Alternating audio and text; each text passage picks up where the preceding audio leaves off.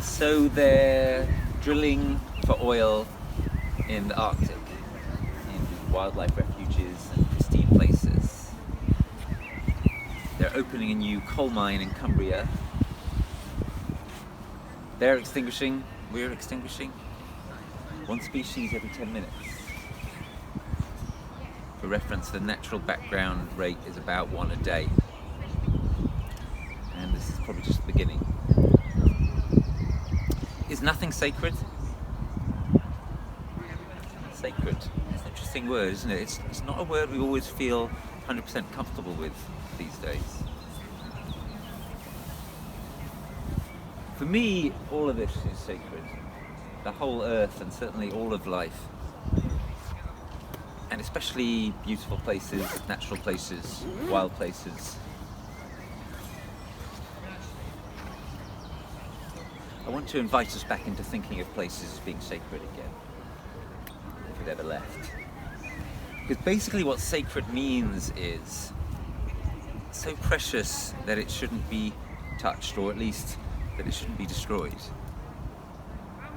Is nothing sacred? If nothing's sacred, then everything is potentially disposable.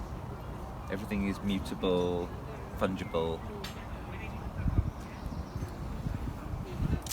Let me tell you a little story.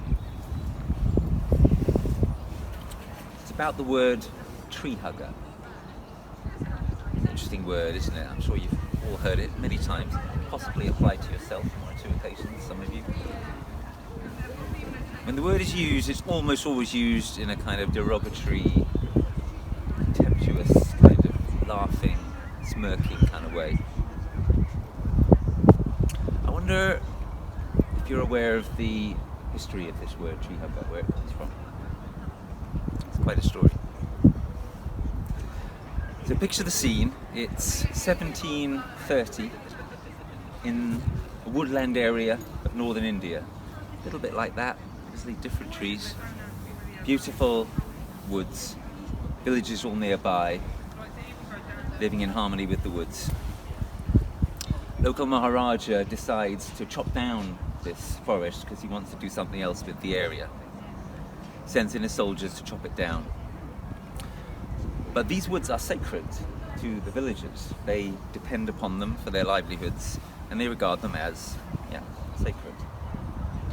So when the soldiers move in, the villagers are horrified, and spontaneously a woman runs and throws her arms around the tree so that the soldiers won't be able to cut it down, won't be able to chop it down.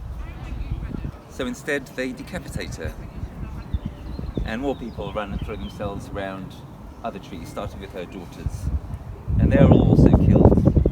And this carries on for the next couple of days, until 362 villagers have been killed, and the Maharaja hears about it, and he stops the taking down of the trees, and most of the forest remains, and in fact a lot of it is still there today. That is where the word treehugger comes from. That is what tree hugging is. That's the etymology of it. It's putting your arms around a tree so you'll stop that tree from being destroyed. So, I don't know, a little invitation. If anyone ever says to you again something like, "Oh, it's a bunch of tree huggers, isn't it? Or you tree hugger or something," you might want to think about telling them that story. Because I think it puts quite a different light on things. This is not about some kind of woo-ness. It's not about kind of optional extras. It's about life itself, what is sacred to us, and people being willing to really, put everything on the line for it. I'm not going to ask you to do that today. But I am going to ask you to take this in and maybe kind of consider or compare, okay, so what am I prepared to do to go as far as I can go and as far as I think it makes sense to go to defend what is essential, what is beautiful, what is necessary, what is sacred.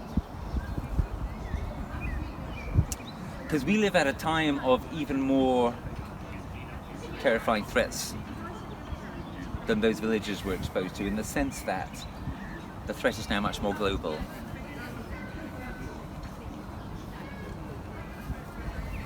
And as Marcus was saying to you this morning, the future is watching. Our children are watching, our grandchildren, our nephews and nieces. All of our descendants are watching. They're watching with love and they're watching with vigilance. And they want to know, what are you prepared to do? You don't necessarily have to put your life on the line, you don't necessarily have to break the law, but you do have to consider how to fully step up. Because this is not about nice to have, this is not about charity, it's not about CSR or ESG tick boxing exercises. This is about what we are called to do as individuals and together and as organisations. It's about what we are called to do in a time of great crisis, great responsibility, great threat, also great opportunity. I mean, truly, what an amazing time to be alive, when we can influence whether in the future it's one every 10 minutes or one every minute, or maybe heading back towards one every day again. So that's really what I want to say to you here this afternoon. We need to face the future. We need to face reality. We need to look deep into it. And that really means looking deep into ourselves. And it means asking ourselves, what am I prepared to do? And what am I going to be happy that I have done, or unhappy that I haven't done, when I get to look back on my life, or others get to look back on it with us or for us. It's about what our purpose is. It's about this tremendous responsibility that we have, especially any of us who happen to have money. Money is a very handy thing. If you have money, quite probably the most important thing you can do with your life is put it to good use, really good use, as soon as possible. Because you can't take it with you, you can't eat it, and one day, if you don't get serious, there's going to be nothing else you can do with it. It's going to be useless. So, I'm not asking you to do what those women did and what those 362 people did, but I am asking you to do everything you can do. Please do.